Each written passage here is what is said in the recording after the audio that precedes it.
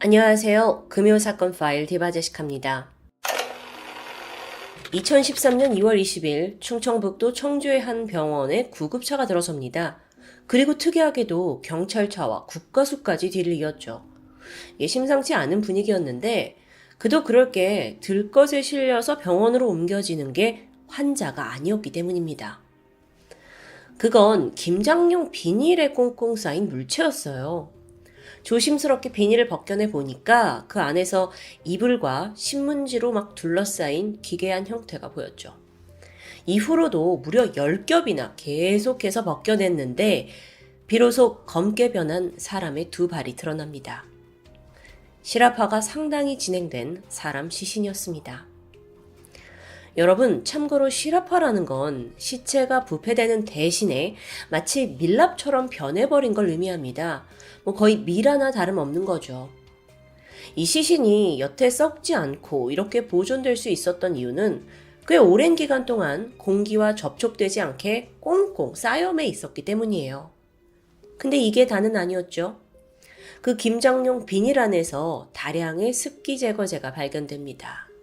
이거 누군가 작정하고 시신을 이렇게 보관한 거예요. 문제의 백골 시신은 놀랍게도 청주에 있는 한 가정집에서 발견되었습니다. 그래서 경찰이 즉각 이 집에 거주하던 31살의 여성 김씨 그리고 39살의 남성 정씨를 체포했고요. 전말을 파헤치기 시작했죠. 아니 그런데 이 두 사람의 관계가 좀 기묘합니다. 서류상으로 봤을 때 집에 살고 있던 이 둘은 평범한 부부처럼 보여요. 부부에다가 3명의 자녀까지 같이 살고 있었거든요. 근데 눈에 띄는 점이 서류상 이 부부 중에 남편이 지체장애 2급 판정을 받아서 장애수당 110만 원을 받고 있더라고요. 아니 근데 정작 경찰서에 잡혀온 그 남성 정 씨에게선 어떠한 장애도 보이지 않았습니다. 이거 혹시 허위 등록한 거 아니야 싶었는데 여기엔 더 복잡한 전말이 숨겨져 있었죠. 먼저 여성 김 씨는 그 서류상 부부의 아내가 맞습니다. 하지만 지체장애를 앓고 있는 남성 정 씨는 호적에 등록된 그 당사자가 아니었어요. 서류상 남편은 36살 박 씨, 또 다른 인물이 등장한 거예요. 그럼 그 진짜 남편이 어디 있을까? 경찰이 이 남편의 행방을 찾기 위해 생존 반응을 확인했습니다. 그러자 놀랍게도 지난 4년간 그 박 씨의 명의로 된 금융거래, 휴대폰, 병원 기록까지 전무합니다. 4년 동안이나요. 예상하셨겠지만 앞서 미라가 돼서 병원에 온 그 시신의 주인이 바로 남편 박 씨였습니다. 그나마 실화파가 되어 있던 탓에 사인을 밝히는 게 아주 어렵진 않았어요. 부검을 해보니까 시신의 목, 어깨, 등 뒤에 흉기로 찔린 상처가 발견된 거죠. 타살의 흔적입니다. 자, 그럼 이 시신이 발견됐을 당시 집안에서 함께 있다가 체포된 남편 정 씨, 이 사람 누군지 알아보니까 아내 김 씨의 내연남입니다. 즉 이거 상황을 좀 정리해보면 집에서 죽은 남편이 미라가 될 때까지 방치한 채 내연남과 함께 살고 있었던 거예요. 이거 아주 시작부터 기괴하죠. 이후 경찰 조사를 통해 지난 4년간 미라와 동거한 이 엽기적인 사건 전말이 하나둘 드러납니다. 때는 2009년 아내 김 씨는 온라인 채팅을 하면서 남성 정 씨를 만났고 두 사람이 내연 관계로 발전하게 돼요. 그러다 보니 종종 이제 아이들을 두고 집을 비우고 늦게 오는 일이 잦아졌죠. 당시에 남편 박 씨는요, 하반신이 마비된 상태로 대부분 집에 머물렀거든요. 근데 아내가 평소랑 점점 달라지는 거예요. 외출도 잦아졌고 이상한 걸 금세 눈치챕니다. 머지않아 불륜까지 발각되죠. 이때 남편은 거세게 분노했습니다. 그리고 참다 못해 아내에게 폭력을 휘둘러요. 실제로 이때쯤에 그 아내 김 씨 얼굴에서 멍을 봤다는 이웃들의 진술이 있었습니다. 근데 이런 상황에서 아내는 마음을 돌리지 않았어요. 오히려 내연남 정 씨에게 더 의존했죠. 남편한테 내가 이런 고통을 받고 있다 하는 처지를 한탄을 하고 삶을 계속 힘들다고 호소합니다. 그러다 보니 두 사람은 결국 남편을 살해하기로 마음먹어요. 2009년 3월 10일, 이날이 D-Day였습니다. 새벽 3시 고요한 밤에 내연남이던 정 씨가 서울 동대문구 제기동에 있는 이 김 씨 부부의 집에 침입해요. 앞서 아내가 미리 집 열쇠를 내연남한테 줬기 때문에 침입하는 건 어렵지 않았죠. 그 시간 남편은 깊게 잠이 들어 있었는데 게다가 이 사람은 하반신 마비잖아요. 그래서 내연남이 들어가서 남편을 제압하는 건 그렇게 어렵지 않았습니다. 완전히 무방비한 상태에서 내연남은 그를 흉기로 공격했고 결국 남편은 그 자리에서 숨을 거두고 맙니다. 그런데 여기서 더 끔찍한 건 당시 같은 공간에 3명의 자녀들이 함께 있었다는 점입니다. 아빠가 공격을 받고 막 비명을 질러요. 그러니까 아이들도 다 잠에서 깨어났죠? 그러자 이때 엄마 김씨가 어떻게 행동했는지 아세요? 일단 이불로 아이들을 머리까지 다 덮어버려요. 그러니까 시야를 가리는 거죠. 그리고 나서 괜찮아 괜찮아 하고 토닥이면서 아이들을 다시 잠재웠습니다. 이후 남편의 숨이 끊어진 걸 확인한 두 사람은 시신을 우선 전기장판과 이불로 꽁꽁 싸매요. 그리고 장롱에 넣어두었죠. 그리고 다음날 아침에 아이들이 모두 학교를 갈 때까지 기다렸습니다. 다시 집이 비니까 두 사람이 본격적으로 작업을 시작해요. 장롱에서 시신을 꺼내서 손발을 묶고 랩하고 이불을 가지고 시신을 수차례 휘감았습니다. 이후 또 동원된 게 김장용 비닐, 종이박스, 신문지. 그렇게 무려 10겹에 달하는 양으로 시신을 계속 감쌌고요. 그 중간중간 제습제와 방부제까지 끼워 넣었죠. 그리고선 공업용 테이프로 다시 겉을 둘러서 절대 뜯어지지 않도록 단단히 조치합니다. 이렇게까지 한 이유는 아무래도 부패하는 냄새가 새어나가지 않을까 걱정한 것 같아요. 그렇게 하루 이틀 시간은 지나갑니다. 일단 아빠를 기다리는 그 아이들한테는 얘들아, 아빠는 지금 우리 가족 다 버리고 집을 나간 거야 라고 들러댔어요. 그렇게 일단 아이들을 단속하긴 했지만 점점 외부 주민들이 궁금해하기 시작했죠. 아니 그 새 아이들 아빠가 요즘 어디 갔어요? 보이질 않네요? 하고 근황을 궁금해하면서 묻는 겁니다. 도둑이 제발 저린다고 아내 김 씨는 여기에 부담을 느끼기 시작했어요. 더 이상 여기서 못 살겠다 싶었는지 이사를 결정합니다. 거기가 바로 내연남 정 씨의 고향 청주였습니다. 이때 김 씨는 아이들에게 정식으로 내연남을 소개해요. 우리 아빠는 이제 우리를 버리고 떠난 사람이잖아? 그러니까 이분이 우리 아빠인 거야. 너무 악랄하죠. 덕분에 애들은 엉뚱하게 아빠에 대한 원망을 키우면서 살아야 하잖아요. 또 갑자기 새로운 아빠가 막 집에 들어오고요. 근데 더 소름인 건 청주로 이사를 갈 때 시신도 함께 챙겼다는 거예요. 심지어 그 사이에 실업화가 상당히 진행이 되면서 수분이 많이 빠졌어요. 그래서 고작 그 70cm 정도에 불과한 이삿짐 상자에 이 시신을 넣어서 이동할 수 있었고요. 그렇게 온 청주의 집은 좁은 단칸방입니다. 와서 보니까 시신을 어디다 보관하지? 이게 고민이었어요. 그러다가 마침 눈에 들어온 게 있는데 이 벽 좀 위쪽에 달려있는 작은 다락방이 있었습니다. 여기는 보통 이불이나 안 쓰는 물건들을 넣는 창고 같은 곳인데 보니까 공간도 딱인 거예요. 그래서 김 씨와 정 씨 두 사람이 여기에다가 시신을 우겨 넣었죠. 그렇게 아이들과 함께 지내는 집에서 남편 시신과 동거를 시작한 겁니다. 한편 호적상 남편 박 씨는 여전히 살아있는 사람이에요. 사망신고하지 않았으니까요. 그래서 가족 앞으로 장애연금에 다자녀 정부 보조금까지 매달 116만 원 정도가 수령되었다고 합니다. 물론 복지센터에서 이걸 확인하기 위해 정기적으로 방문을 했죠.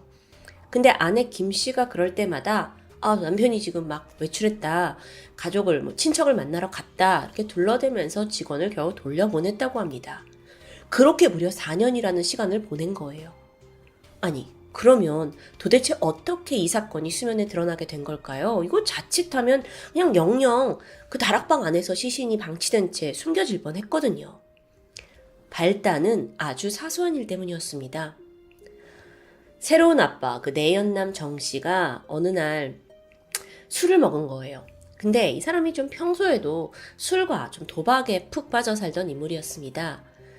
친한 후배하고 술을 마시고 거하게 취하게 됐는데 여기서 실언을 하게 되죠. 야, 내가 말이야 옛날에 사고를 좀 쳤는데 그거 네가 수습하는 거 좀 도와줄래? 그럼 내가 살해는 할게. 후배는 처음엔 이걸 좀 장난으로 받아들였다고 해요. 하지만 관심을 보이니까 정 씨가 아주 디테일하게 설명을 시작합니다. 내가 사람을 죽였고 그 시신을 김장봉투에 싸뒀는데 요즘 냄새가 나서 죽겠다. 이거 시신 나랑 같이 옮기거나 또는 그냥 시신을 닦아서 다시 보관하는 걸 도와주면 돈을 주겠다는 이야기. 이거 좀 장난 아니잖아요. 그래서 후배가 진지하게 무슨 일이 분명 있구나라고 의심을 했고 끝내 경찰에 제보하기로 결심한 겁니다. 2013년 2월 19일 신고를 받은 경찰이 우선 그 정 씨라는 남성에 대해 확인을 시작합니다. 신원 기록을 해보니까 이 정 씨가 지난 2000년 강도살인 미수죄로 징역 10년을 선고받은 전과가 있었어요. 그렇게 쭉 살다가 5년 전인 2008년에 가석방으로 출소했고요. 이거 쎄하죠. 그래서 본격적으로 수사에 돌입하는데 문제는 그 정 씨의 현재 거주지가 불분명하다는 겁니다. 그 제보자 후배가 뭐라고 말을 했냐면 이 정 씨가 무슨 여성하고 서울에서 원래 살다가 4년 전에 청주로 이사를 갔습니다. 여기까지밖에 정보를 주지 못했거든요. 청주라는 키워드가 있었기 때문에 일단 경찰은 지역 동사무소를 방문하게 돼요. 그리고 서울에서 4년 전 청주로 이사온 30대 여성, 여기에 먼저 신원 파악을 나서게 되죠. 단 하루 만에 이 조건에 부합하는 김 씨, 아내 김 씨가 수면에 떠올랐습니다. 그리고 청주시 소재의 한 다세대 주택에 살고 있다는 게 파악돼요. 경찰은 즉각 김 씨의 집을 방문하는데 예상대로 거기에 찾고 있던 정 씨가 함께 있었습니다. 마침 이때 막 새벽까지 게임하다가 대낮까지 계속 잠을 자고 있더라고요. 방문했던 경찰에 따르면 이들이 살고 있던 집이 굉장히 비좁았어요. 뿐만 아니라 정리를 전혀 안 한 듯 생활용품, 옷, 아이들 그 용품까지 막 여기저기 다 널브러져 있더라고요.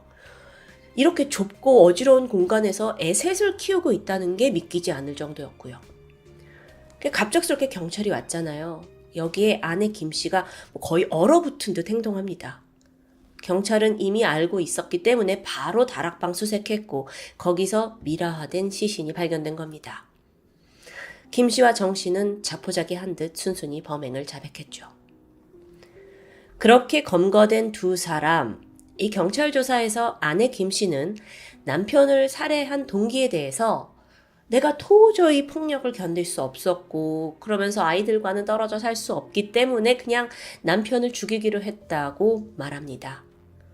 하지만요, 사실 그녀가 평소 얼마나 심한 가정폭력에 시달렸는지는 정확히 알 수 없는 부분이에요. 게다가 남편을 죽이고 그 시신과 동거를 하면서 또 장애수당은 꼬박꼬박 받아왔잖아요. 이거 범죄 행위였습니다. 더구나 아이들한테는 아빠가 막 가족을 버린 파렴치한 사람으로 그냥 이미지를 만들었고요. 근데 생각해보면 사실 아빠는 단 한 번도 이 집을 떠난 적이 없죠. 시신이 되어서도 같이 있었으니까요.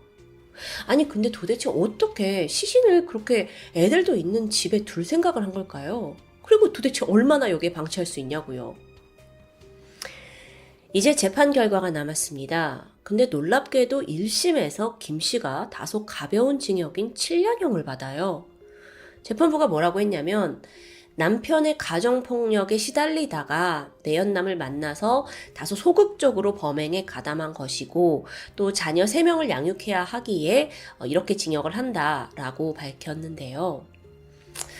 한편 공범인 정 씨는 가석방 상태였잖아요. 그걸 감안해서 징역 20년에 위치 추적장치 부착 20년을 선고받습니다. 또 재범 위험성이 높기 때문에 아무래도 이런 중형이 불가피했던 것 같아요. 하지만 이 1심의 결과를 김 씨와 정 씨 둘 다 받아들이지 않았습니다. 바로 항소를 했는데 2심 재판부에서 반전이 등장했죠. 두 사람에게는 각각 1심보다 더 무거운 형량이 내려진 겁니다. 김 씨에게는 징역 12년, 그리고 정 씨에게는 2년이 더 추가된 징역 22년. 이때 재판부는 피해자의 시신을 감추고 태연하게 사회생활을 한 건 반사회적인 범행이다. 그에 상응하는 처벌이 필요하다라고 말합니다. 그렇게 범인들은 죗값을 받게 되는데 여전히 마음에 걸리는 부분이 있습니다.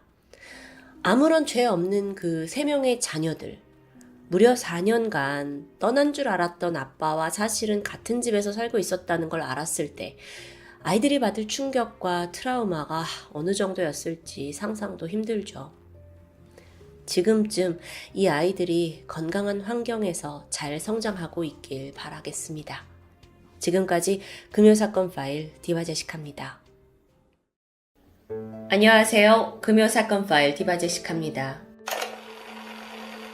2007년 5월 14일 새벽 5시 30분 수원시 매교동 수원고등학교 본관 건물 앞에서 신원미상의 15살 소녀 시신이 발견됩니다. 팔다리와 온 몸에 피멍이 가득한 채 사망한 이 끔찍한 모습은 사건이 결코 예사롭지 않음을 말해주고 있었죠. 이 아이는 누구일까요? 국가수 부검 결과 사인은 뇌출혈, 사망 추정 시간은 전날 밤 9시에서 12시로 나왔습니다. 더 안타까운 건 폭행 후에 쓰러진 아이가 좀 더 빨리 발견되었더라면 살 수도 있었을 거라는 전문가의 소견이었죠. 경찰은 우선 신원을 파악하는 데 주력했습니다. 미성년자라 지문 등록 조회가 불가능했는데 신원을 알만한 소지품도 발견할 수가 없었습니다. 학교 앞에서 발견됐으니까 그 학교 학생이지 않을까 싶은데 해당 학교는 남자 고등학교였죠. 주변 CCTV를 봐도 피해자나 혹은 용의자에 대한 어떠한 흔적도 찾지 못합니다. 그나마 유일한 목격담이 있었는데 시신 발견 전날 비슷한 옷차림의 소녀를 수원역 근처에서 봤다는 제보였습니다. 이 제보는 수사의 방향을 정하는 데 결정적으로 작용했죠. 그리고 사건을 담당했던 경찰서는 이 소녀의 죽은 당시 차림새가 꽤 허름했다라는 점을 토대로 피해자가 수원역 노숙자라고 단정짓게 됩니다. 어쨌든 당시 이 사건은요, 어린 사망자의 신원을 모른다라는 안타까운 사연으로 인해서 전국적으로 방송이 되며 큰 화제가 됩니다. 경찰은 소녀의 얼굴과 전신을 촬영해서 전국에 변사자 신원수배 전단지를 돌렸죠. 하지만 가족은 나타나지 않았고요. 연고자를 찾지 못한 이 주검은 결국 관할기관에서 공동묘지에 감회장하게 됩니다. 한편 그쯤 경찰들이 주목한 소문이 있었습니다. 일대를 떠도는 노숙자들 가운데서 대장격인 사람이 있는데 사망한 소녀가 대장의 돈을 훔치다 걸렸고 부하들을 시켜서 결국 대장이 아이를 구타하게 했는데 예기치 못하게 사망하자 시신을 고등학교 건물에 버렸다는 이야기. 어라, 오늘의 사건과 굉장히 유사점이 많았기 때문에 경찰도 그냥 지나칠 수 없는 스토리였습니다. 그 사이에 다행스럽게도 소녀의 신원이 파악됩니다. 사건이 방송을 통해서 크게 알려지면서 사망 50일 만에 엄마가 연락을 해온 겁니다. 친자 확인 DNA 검사 결과 가족인 게 확인이 되었고요. 결국 이 소녀는 경기도 용인에 살던 중학교 3학년 김양인 게 드러났습니다. 사실 부모가 이혼한 뒤에 가출이 잦았다고 해요. 보통 아이가 며칠 안에는 집에 들어왔기 때문에 엄마는 이번에도 그럴 줄 알고 애써 찾지 않았다며 애통해했습니다. 자, 그렇다면 김양은 노숙소녀가 아닌 가출 청소년이다 라는 게 밝혀지죠. 하마터면 무연고 사망자가 될 뻔한 소녀는 뒤늦게 가족의 품으로 돌아왔습니다. 7월 15일, 사건 발생 60일 만에 실마리가 보입니다. 사건 이틀 전에 수원역에서 한 여성을 폭행하는 장면을 목격했다는 증언이 나온 겁니다. 그래서 이걸 토대로 수사가 이뤄졌고 그 결과 29살의 노숙자 정 씨와 강 씨가 긴급 체포됩니다. 보니까 이 두 사람이 지적장애인이었는데 모두 전과가 있었어요. 특히나 이 수원역에서 오랫동안 노숙 생활을 한 정 씨는 김양이 후배 애인의 돈을 훔쳤다고 생각했고 수원역 2층 대합실 쪽에서 그녀와 마주치게 되자 강 씨와 함께 고등학교로 끌고 가서 1시간 동안 구타해서 숨지게 했다라는 자백을 받아내게 되죠. 물론 처음에는 범행을 부인하던 두 용의자였습니다. 그런데 결국에는 두 사람이 자백을 했고 그렇게 정 씨에게는 살인 혐의로 징역 5년, 강 씨는 폭행 가담 혐의로 벌금 200만 원이 선고됩니다. 김양이 노숙소녀가 아니라고 밝혀지긴 했어요. 그런데 그럼에도 불구하고 범인은 여전히 노숙자로 밝혀진. 어쨌든 범인도 잡히고 신원도 파악되면서 사건은 그렇게 일단락되는 듯 했죠. 그런데 아닙니다. 다음 해인 2008년 1월 경찰이 아닌 검찰이 놀라운 소식을 내놓습니다. 수원 노숙소녀 사건의 진범을 잡았다는 겁니다. 에? 그럼 앞서 그 정 씨랑 강 씨가 자백한 건 뭘까요? 어떻게 된 일인지 보니까 또 다른 사건으로 수감 중이던 가출 청소년 한 명이 다른 재소자에게 털어놓은 이야기를 통해 사건이 전면 재조사되고 있었던 겁니다. 그가 말하기를 내 친구들이 원래 노숙소녀 사망사건의 주범인데 괜히 다른 장애인 노숙자가 다 뒤집어쓰고 구속됐어 라고 자백했다는데요. 이후 검찰이 사건을 다시 수사했고 마침내 진범을 찾아 그 자백을 받아냈다고 합니다. 그러면 그 진범은 누구일까요? 그건 바로 수원역에서 함께 노숙하던 일명 가출팸 10대 청소년 5명이었습니다. 이들은 숨진 김 씨가 자신들의 돈을 훔쳤다고 의심했고 폭행을 하던 중 사망에 이르게 했다는데요.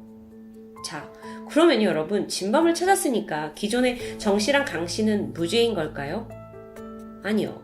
이들이 풀려날 상황은 아니었습니다. 진술에 따르면 그 노숙자들 역시 폭행에 가담했다고 말했기 때문입니다. 다들 아는 사이인가요? 이 수원역 노숙 패밀리? 좀 갸우뚱하죠. 어쨌든 그렇게 전말이 드러나면서 수원 노숙소녀 사망사건은 피해자 1명에 살인자는 무려 7명이나 나오게 되는 희대의 사건이 되어버립니다. 체포된 가출팸 5명은 모두 미성년자였는데요. 만 14세 미만이었던 1명을 제외한 나머지 4명이 구속되었고 재판을 기다립니다.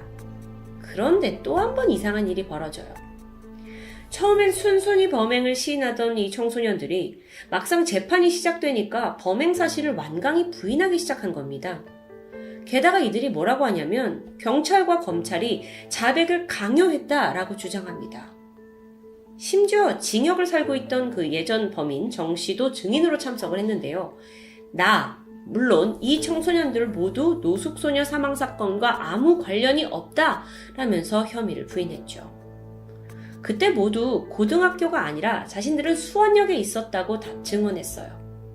그런데 이때 재판에 이미 들어간 상황이고 과거에 현장 검증도 했고 또 본인 입으로 다 진술도 했는데 갑자기 다 조작이라니까 누구를 믿어야 할지 헷갈리는 상황이었죠.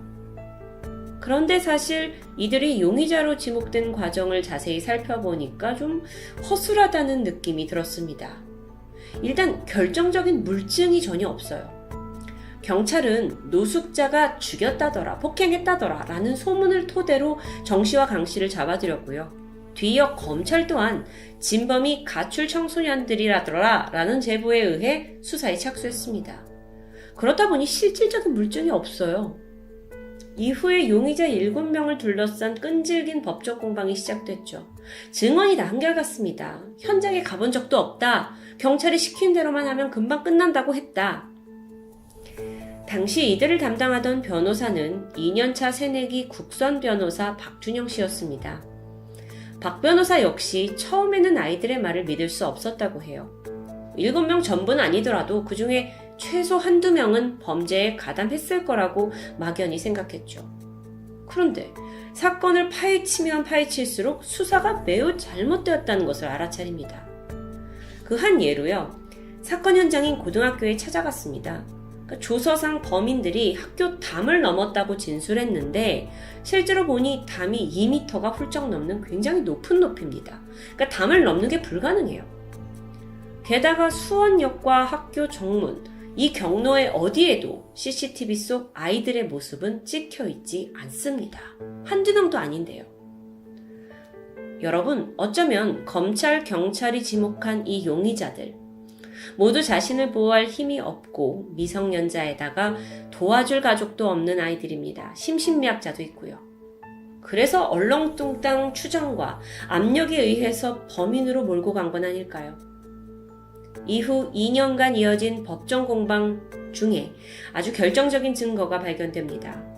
박 변호사가 입수한 편집되지 않은 검찰의 진술 녹화 영상이었죠. 검찰이 제출한 진술서와는 조금 다른 내용이 있었습니다. 영상 속의 아이들의 진술이 다 제각각 좀 엇갈리는 겁니다. 특히나 사건 현장에 갔을 때 수사관이 아이들한테 이렇게 말을 해요. 큰 건물 옆에 기억나는 거 없어? 뭐 화단, 계단. 화단 옆에서 시점 발견됐는데? 뭐 이런 식으로 아무것도 모르는 애들한테 사건의 디테일한 부분에 어떤 힌트를 주는 겁니다. 그러면 아이들이 고개를 끄덕였죠? 수사관은 진술서에다가 아이들이 직접 범행 장소를 밝혔다라고 적어버리는 겁니다. 2010년 7월 대법원은 이들 전원에게 무죄를 확정했습니다. 이 모든 게 검찰과 경찰의 폭행과 협박, 강압적인 수사로 인한 허위 자백이라는 게 인정된 결과였습니다. 알고 보니까 아이들도 처음에는 내가 범행을 하지 않았다 라고 강력하게 범행을 부인했다고 합니다. 근데 수사관이 와서 뭐라고 하냐면 다른 애들은 다 자백했는데 너 자꾸 이렇게 부인하면 형만 늘어난다? 라는 협박으로 결국 아이들을 굴복하게 만들었죠. 사실 여러분 그 살인의 추억 영화에도 이런 장면이 있었습니다. 과거 한국에 광합적인 수사가 있었던 건 사실이죠. 그런데 그런 7, 80년대도 아니고 2005년, 2000년대에 어떤 이런 일이 있었는지 정말 황당한데요. 박 변호사는요, 노숙인 정 씨와 강 씨의 무죄 또한 입증해냈는데요.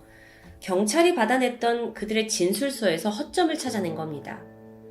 사실 경찰이 무게를 두고 있었던 그 소문, 노숙자들이 수원역에서 한 여성을 폭행했다더라 라는 이 스토리, 이 자체는 사실이었습니다. 하지만 알고 보니까 폭행당한 여성은 또 다른 20대 노숙인이었고요. 그러니까 숨진 소녀와는 전혀 연관이 없던 사람인 거죠.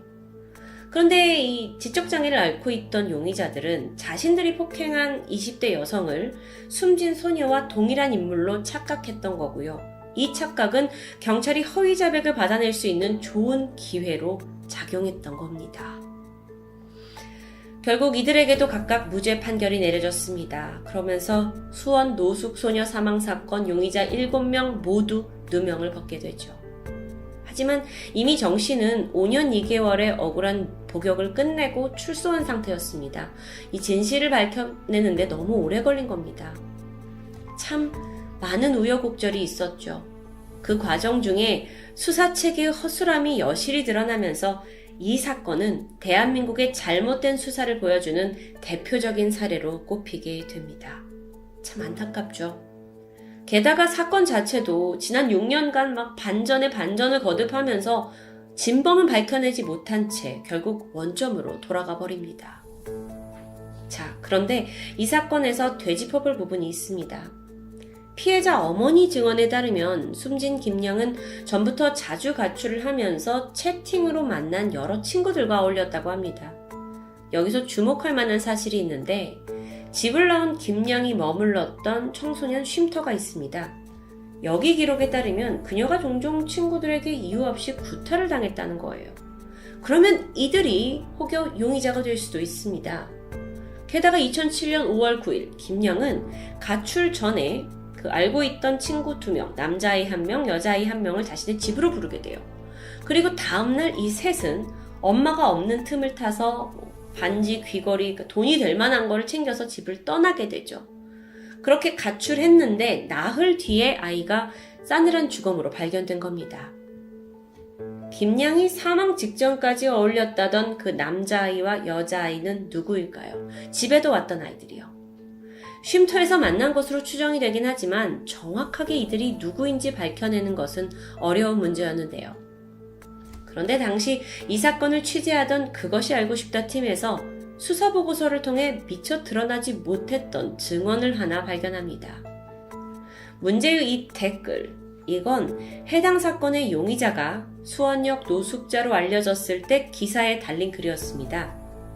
이거 거짓말이잖아요. 저 그때 친구들이랑 있었는데 걔네들이 패서 공고 근처에 두고 온 거 알아요. 왜 거짓말을 해요? 우리 지윤이 불쌍하지도 않냐고요.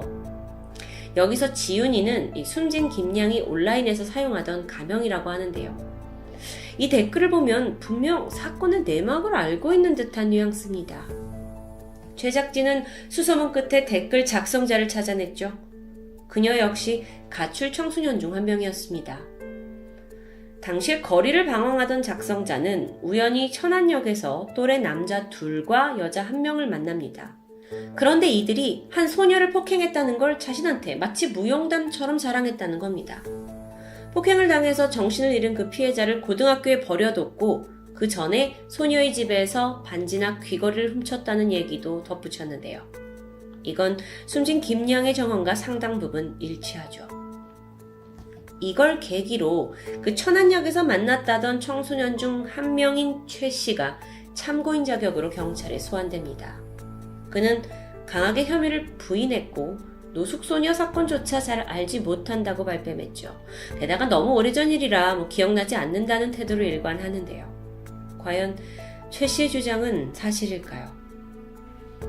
현재 경찰의 수사는 중단된 상태입니다. 안타깝게도 지난 2014년 사건의 공소시효가 만료되었기 때문이죠. 살인사건은 공소시효가 없지 않냐고요? 여기서 잠깐 짚고 넘어갈 또 복잡한 문제가 있습니다. 이 사건은 애초에 검찰이 가출 청소년 5명을 지목해서 수사를 했고 그때 이들이 김양을 살해할 의도가 없고 사인이 직접적인 폭행이 아니라 뇌출혈이라는 점, 게다가 좀 일찍 발견됐으면 충분히 살 수 있었다라는 점을 고려해서 살인이 아닌 상해치사 사건으로 분류되었습니다. 그러니까 상해치사라는 게 죽게 할 생각이 없는데 상해가 원인이 돼서 죽음에 이른 경우를 말하죠. 대한민국에서 살인사건은 공소시효가 폐지되었지만 상해치사의 경우에 공소시효는 7년입니다.